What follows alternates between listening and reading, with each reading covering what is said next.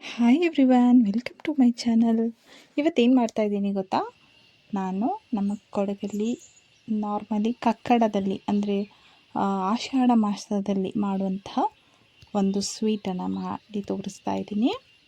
ಮದ್ದು ಪುಟ್ಟು ಅಂತ ಹೇಳ್ತೀವಿ, ಅಂದರೆ ಒಂದು ಮೆಡಿಸನ್ ಸ್ವೀಟ್ ಇದು. ಈ ಸೊಪ್ಪಿಂದ ಮಾಡುವಂಥದ್ದು. ನೋಡಿ, ಈ ಸೊಪ್ಪು ಇದನ್ನ ನಾನು ಕೊಯ್ಕೊಳ್ತಾ ಇದ್ದೀನಿ. ನೋಡಿ, ಮಧ್ಯೆ ಮಧ್ಯೆ ಇದೆ ಅಲ್ವಾ, ಈ ಸೊಪ್ಪಿಂದನೇ ಮಾಡುವಂಥದ್ದು. ಮೊದಲು ನೀಟಾಗಿ ಅದನ್ನ ಕ್ಲೀನ್ ಮಾಡಿಬಿಟ್ಟು ದಂಟು ಸಮೇತ ತೊಳೆದು ಇಟ್ಕೊಂಡಿದ್ದೀನಿ. ನೋಡಿ, ಇದರಲ್ಲೇ ಮೆಡಿಸನ್ ಅಂಶ ಇರುವಂಥದ್ದು, ಮತ್ತು ಇದರಲ್ಲಿ ಒಳ್ಳೆ ಕಲರ್ ಕೂಡ ಬರುತ್ತೆ ಇದರದ್ದು ಜ್ಯೂಸ್. ಇದನ್ನ ಬೇಯಿಸ್ಕೊಂಡು ಅದರ ನೀರಿನಿಂದ ನಾವು ಸ್ವೀಟನ್ನು ಮಾಡುವಂಥದ್ದು. ಪಾಯಸ ಕೂಡ ಮಾಡ್ತೀವಿ, ಮತ್ತು ಇದೊಂದು ಸ್ವೀಟ್ ಕೂಡ ಮಾಡ್ತೀವಿ. ಇವಾಗ ಇದನ್ನು ನೀಟಾಗಿ ತೊಳೆದು ಒಂದು ಪಾತ್ರೆಯಲ್ಲಿ ಹಾಕಬೇಕು. ನಾನಿಲ್ಲಿ ಕುಕ್ಕರನ್ನೇ ಯೂಸ್ ಮಾಡ್ತಾಯಿದ್ದೀನಿ. ಇವಾಗ ಎಲ್ಲವನ್ನು ಕೂಡ ಹಾಕಿ ಎಷ್ಟು ಬೇಕಷ್ಟು ನೀರು ನೋಡಿಬಿಟ್ಟು ಹಾಕ್ಕೊಂಡು ಒಂದು ಸ್ವಲ್ಪ ಹೊತ್ತು ಮುಚ್ಚಳದಿಂದ ಮುಚ್ಚಬೇಕು. ದಂಟು ಸಮೇತ ಹಾಕೋದ್ರಿಂದ ಚೆನ್ನಾಗಿ ಕಲರ್ ಬರುತ್ತೆ. ಇವಾಗ ಇಂಗ್ಲೀಷ್ ಮಂತ್ಗಳಲ್ಲಿ ಜಾನ್ವರಿ ಫೆಬ್ರವರಿ ಯಾವ ಥರ ಇದೆಯೋ ಅದೇ ಥರ ನಮ್ಮ ಕೊಡಗಿನ ಕಲ್ಚರಲ್ಲಿ, ಕೊಡವ ಕಲ್ಚರಲ್ಲಿ ಕೂಡ ಮಂತ್ಗಳಿದ್ದಾವೆ. ಸೊ ಆ ಮಂತ್ಗಳಲ್ಲಿ ಕಕ್ಕಡ ಅಂತ ಹೇಳಿ ಒಂದು ಬರುತ್ತೆ. ಅದು ಆಷಾಢ ಮಾಸದ ಥರನೇ, ಅಂದರೆ ಆವಾಗ ಶುಭ ಕಾರ್ಯಗಳೇನು ಮಾಡೋದಿಲ್ಲ. ಸೊ ಆಷಾಢದ 18ನೇ ದಿವಸ, ನಮ್ಮ ಕಕ್ಕಡದ 18ನೇ ದಿನ ಮಾಡುವಂಥ ಸ್ವೀಟ್ ಇದು. ಹಾಗಾಗಿ ಅದನ್ನ ಮೊದಲು ನಾನು ಮುಚ್ಚಿಬಿಟ್ಟು ಇಟ್ಕೊಳ್ತಾ ಇದ್ದೀನಿ. ನೀರು ಅದು ಕಲರ್ ಚೇಂಜ್ ಆಗಬೇಕು. ಇವಾಗ ನಾನಿಲ್ಲಿ ಬೆಲ್ಲದ ಪಾಕ ಮಾಡ್ಕೊಳ್ಬೇಕು. ಅದಕ್ಕೆ ಒಂದು ಪಾತ್ರೆಗೆ ಒಂದು 5-6 ಅಚ್ಚು ಬೆಲ್ಲ ಹಾಕಿಬಿಟ್ಟು ಅದನ್ನ ನೀಟಾಗಿ ಕುದಿಸ್ಕೊಳ್ಬೇಕು. ಅಂಟು ಬರೋದೇನು ಬೇಡ, ಪಾಕ ಜಸ್ಟ್ ಚೆನ್ನಾಗಿ ಕುದಿದ್ರೆ ಆಯಿತು. ಬೆಲ್ಲ ಎಲ್ಲ ಕರಗುವವರೆಗೆ ಕುದಿಸ್ಕೊಳ್ಬೇಕು ಅಷ್ಟೇ.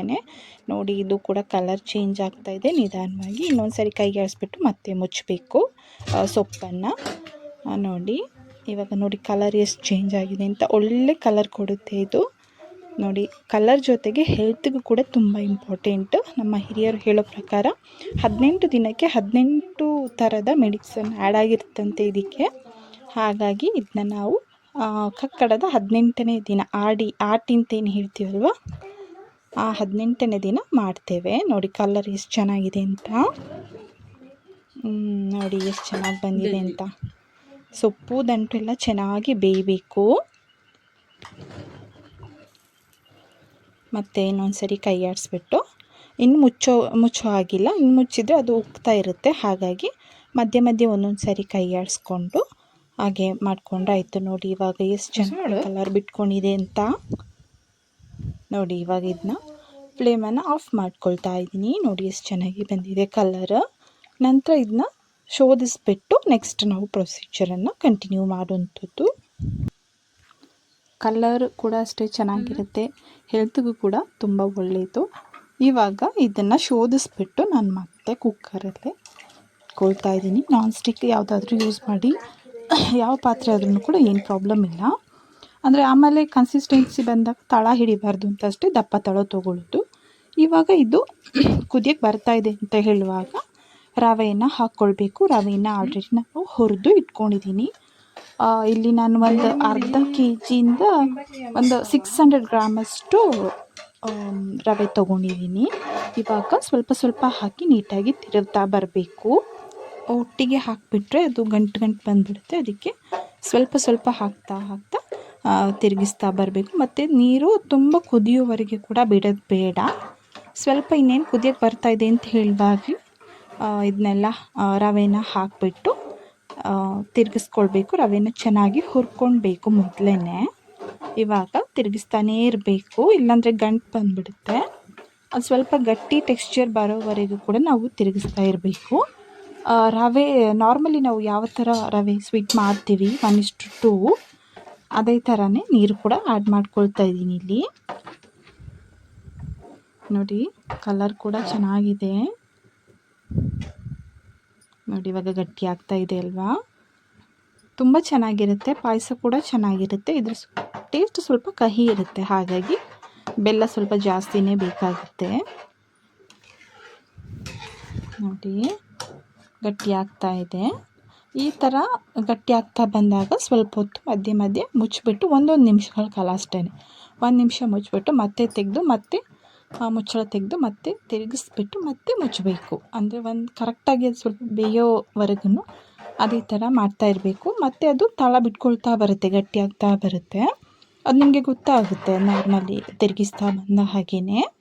ರವೆದು ಸ್ವೀಟ್ ಮಾಡುವಾಗ ಯಾವ ಥರ ಅದು ತಳ ಬಿಟ್ಕೊಂಡು ಬರುತ್ತೋ ಅದೇ ಥರ ಇದು ಕೂಡ ತಳ ಬಿಟ್ಕೊಂಡೇ ಬರುತ್ತೆ. ತುಂಬ ಚೆನ್ನಾಗಿರುತ್ತೆ ತಿನ್ನೋದಕ್ಕಂತೂ. ನೋಡಿ ಗಟ್ಟಿ ಆಗ್ತಾನೆ ಇದೆ. ಇವಾಗ ಸಕ್ಕರೆ ಪಾನಕ ಬೆಲ್ಲದ ಪಾನಕವನ್ನು ಹಾಕ್ಕೊಳ್ತಾ ಇದ್ದೀನಿ. ಬೇಕಿದ್ದರೆ ಸಕ್ಕರೆನೂ ಕೂಡ ಆ್ಯಡ್ ಮಾಡ್ಬೋದು, ಏನು ಪ್ರಾಬ್ಲಮ್ ಇಲ್ಲ. ಬೆಲ್ಲ ಆಲ್ವೇಸ್ ಹೆಲ್ತಿ ಅಲ್ವಾ, ಹಾಗಾಗಿ ಬೆಲ್ಲವನ್ನು ಹಾಕ್ಕೊಳ್ತಾ ಇದ್ದೀನಿ.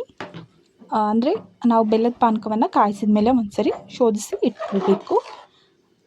ಅದರಲ್ಲಿರೋ ಕಸ ಎಲ್ಲ ಸ್ಟ್ರೈನ್ ಮಾಡ್ಕೊಳ್ಬೇಕು. ಇವಾಗ ನಾನು ರೆಡಿ ಮಾಡಿ ಇಟ್ಕೊಂಡಿದ್ದೆ, ಅದನ್ನ ಇವಾಗ ಸ್ವಲ್ಪನೇ ಹಾಕಿ ಮಿಕ್ಸ್ ಮಾಡ್ಕೊಳ್ತಾ ಇದ್ದೀನಿ. ನೋಡಿ ಎಷ್ಟು ಚೆನ್ನಾಗಿದೆ ಅಂತ. ಇವಾಗ ಬೆಲ್ಲದ ಪಾನಕ ಹಾಕಿದ ಮೇಲೆ ಸ್ವಲ್ಪ ಕಲರ್ ಕೂಡ ಚೇಂಜ್ ಆಗುತ್ತೆ. ನೋಡಿ ಎಷ್ಟು ಚೆನ್ನಾಗಿ ಬರ್ತಾಯಿದೆ ಅಂತ. ಒಂದೇ ಸಲ ನಾವು ಬೆಲ್ಲದ ಪಾಕ ಹಾಕೋ ಹಾಗೆ ಇಲ್ಲ, ನಿಧಾನವಾಗಿ ಹಾಕ್ಕೊಳ್ಬೇಕು. ಬೆಲ್ಲವನ್ನು ಗಟ್ಟಿ ಪಾಕ ಮಾಡೋ ಹಾಗೆ ಇಲ್ಲ. ಒಂದು ಸ್ವಲ್ಪ ನೀರಿಗೆ ಬೇಕಿದ್ರೆ ನೀವು ಈ ಮೆಡಿಸನ್ ನೀರು, ನಾವೇನು ನೀರು ಸೊಪ್ಪನ್ನು ಕುದಿಸಿ ಇಟ್ಕೊಂಡಿರ್ತೀವಲ್ವ, ಅದೇ ನೀರಿಗೆ ಬೆಲ್ಲವನ್ನು ಹಾಕಿ ಕುದಿಸಿ ಇಟ್ಕೊಳ್ಬೋದು. ನೋಡಿ ಎಷ್ಟು ಚೆನ್ನಾಗಿ ಬಂದಿದೆ ಅಂತೇಳಿ. ಇವಾಗ ತೆಂಗಿನ ತುರಿ ಹಾಕ್ಕೊಳ್ತಾ ಇದ್ದೀನಿ. ಮತ್ತು ಇನ್ನೊಂದು ರೌಂಡು ಮಿಕ್ಸ್ ಮಾಡ್ಕೊಳ್ತಾ ಇದ್ದೀನಿ. ನೋಡಿ ಗಟ್ಟಿ ಆಗ್ತಾ ಬರ್ತಾ ಇದೆ. ಇವಾಗ ಬೆಲ್ಲದ ಪಾಕ ಹಾಕಿದ ಮೇಲೆ ಮತ್ತೆ ಸ್ವಲ್ಪ ತೆಳುವಾಗುತ್ತೆ. ಮತ್ತೆ ಅದು ಸ್ವಲ್ಪ ಗಟ್ಟಿ ಆಗೋವರೆಗೆ ತಿರುಗಿಸ್ತಾನೆ ಇರಬೇಕು. ನೋಡಿ ಇವಾಗ ಸ್ವಲ್ಪ ತೆಳುವಾಗುತ್ತೆ. ಮತ್ತು ಕಂಟಿನ್ಯೂಸ್ ಆಗಿ ತಿರುಗಿಸ್ತಾ ಬಂದ ಹಾಗೆಯೇ ಅದು ಗಟ್ಟಿ ಟೆಕ್ಸ್ಚರ್ಗೆ ಬರುತ್ತೆ. ನೋಡಿ ಎಷ್ಟು ಚೆನ್ನಾಗಿದೆ ಅಂತ. ನೋಡಿ ಗಟ್ಟಿ ಆಗ್ತಾ ಇದೆ. ಇನ್ನೊಂದು ಸ್ವಲ್ಪ ಗಟ್ಟಿ ಆದಮೇಲೆ ಆಯಿತು. ನೋಡಿ ಇವಾಗ ಈ ಹಂತದಲ್ಲಿ ಬೇಕಿದ್ರೆ ನಿಮಗೆ ಸ್ವೀಟ್ ಸಾಕಾಗಿಲ್ಲ ಅಂತ ಹೇಳಿದರೆ ಬೇಕಿದ್ರೆ ಸ್ವಲ್ಪ ಸಕ್ಕರೆ ಆ್ಯಡ್ ಮಾಡ್ಕೊಳ್ಳಿ.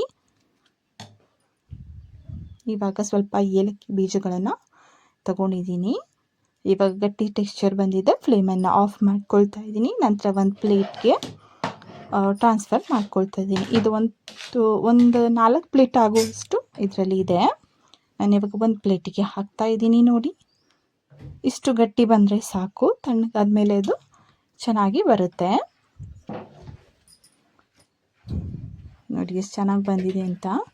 ಒಂದು ಸರಿ ಕೈಯಲ್ಲೇ ಅಡ್ಜಸ್ಟ್ ಮಾಡಿಬಿಟ್ಟು 1-2 ಸರಿ ನೆಲಕ್ಕೆ ಟ್ಯಾಪ್ ಮಾಡಿದ್ರೆ ಕರೆಕ್ಟಾಗಿ ಸೆಟ್ ಆಗಿರುತ್ತೆ. ನೋಡಿ ಇವಾಗ ಅದ್ರ ಮೇಲೆ ಮತ್ತೆ ಸ್ವಲ್ಪ ತೆಂಗಿನ ತುರಿಯನ್ನು ಹಾಕ್ಕೊಳ್ತಾ ಇದ್ದೀನಿ. ಇದು ಒಳ್ಳೆ ಟೇಸ್ಟ್ ಕೊಡುತ್ತೆ. ಬೇಕಿದ್ರೆ ನೀವು ತೆಂಗಿನ ತುರಿ ಜೊತೆಗೆ ಸ್ವಲ್ಪ ತುಪ್ಪ ಎಲ್ಲ ಹಾಕ್ಕೊಳ್ಬೋದು. ನಾನೀಗ ತುಪ್ಪ ಹಾಕ್ಕೊಳ್ತಾ ಇಲ್ಲ, ತೆಂಗಿನ ತುರಿ ಮಾತ್ರ ಹಾಕ್ಕೊಳ್ತಾ ಇದ್ದೀನಿ.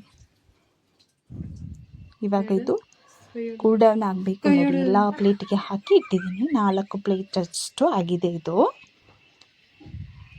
ನೋಡಿ ತುಂಬ ಹೆಲ್ತಿಯಾಗಿರುವಂತಹ ಸ್ವೀಟ್ ನಮ್ಮ ಕೊಡಗಲ್ಲಿ ಫೇಮಸ್ ಇದು. ಆಲ್ವೇಸ್ ಇಯರ್ಲಿ ಮಾಡ್ತೀವಿ ಇದನ್ನು. ಕಕ್ಕಡ 18 ಆ ಡೇ ಮಾಡ್ತೀವಿ, ಅಂದರೆ ಆಷಾಢ ತಿಂಗಳಲ್ಲಿ ಬರುತ್ತೆ ಇದು. ಇವಾಗ ಇದು ಕೂಲ್ ಡೌನ್ ಆದಮೇಲೆ ಒಂದು 30 ಮಿನಿಟ್ಸ್ ಆದರೂ ಬಿಡಬೇಕು.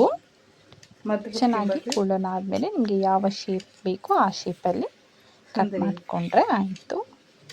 ನೋಡಿ ಎಷ್ಟು ಚೆನ್ನಾಗಿ ಬಂದಿದೆ ಅಂಥೇಳಿ. ತುಂಬ ಟೇಸ್ಟ್ ಇರುತ್ತೆ, ಆದರೆ ಚೆನ್ನಾಗಿ ತಣ್ಣಗಾಗಬೇಕು. ನಂತರ ಸೈಡಲ್ಲಿ ಬಿಡಿಸ್ಕೊಂಡ್ಬಿಟ್ಟು ತೆಗೆದ್ರೆ ಆಯಿತು. ತುಂಬ ಚೆನ್ನಾಗಿರುತ್ತೆ ಟೇಸ್ಟ್. ಅಂದರೆ ಚೆನ್ನಾಗಿ ತಣ್ಣಗಾಗಿರಬೇಕು, ಬಿಸಿಯಲ್ಲೇ ಏಳ್ಸೋಕ್ಕಾಗಲ್ಲ. ನೋಡಿ ಎಷ್ಟು ಚೆನ್ನಾಗಿ ಬಂದಿದೆ ಅಂತ. ಚೆನ್ನಾಗಿ ಬೆಂದಿದೆ ಕೂಡ. ಟೇಸ್ಟ್ ಕೂಡ ತುಂಬ ಚೆನ್ನಾಗಿರುತ್ತೆ. ಹೆಲ್ತ್ ಕೂಡ ತುಂಬ ಒಳ್ಳೆಯದು.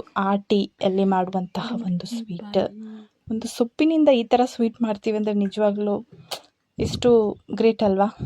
ಹೆಲ್ದಿ ಕೂಡ. ನೋಡಿ ಎಷ್ಟು ಚೆನ್ನಾಗಿದೆ ಅಂತ. ಯಾರಾದರೂ ತಿಂದಿದ್ರೆ ಕಾಮೆಂಟ್ ಮಾಡಿ. ಹೇಗಿತ್ತು ವಿಡಿಯೋ ಇಷ್ಟ ಆದರೆ ಲೈಕ್ ಮಾಡಿ, ಚಾನಲ್ಗೆ ಸಬ್ಸ್ಕ್ರೈಬ್ ಮಾಡ್ಕೊಳ್ಳಿ. ಕುಕ್ಕಿಂಗ್ ಚಾನಲ್ ಅನ್ನು ಸ್ಟಾರ್ಟ್ ಮಾಡಿದ್ದೀನಿ ನಾನು. ಎಲ್ಲರೂ ಸಪೋರ್ಟ್ ಮಾಡಿ. Thank you all.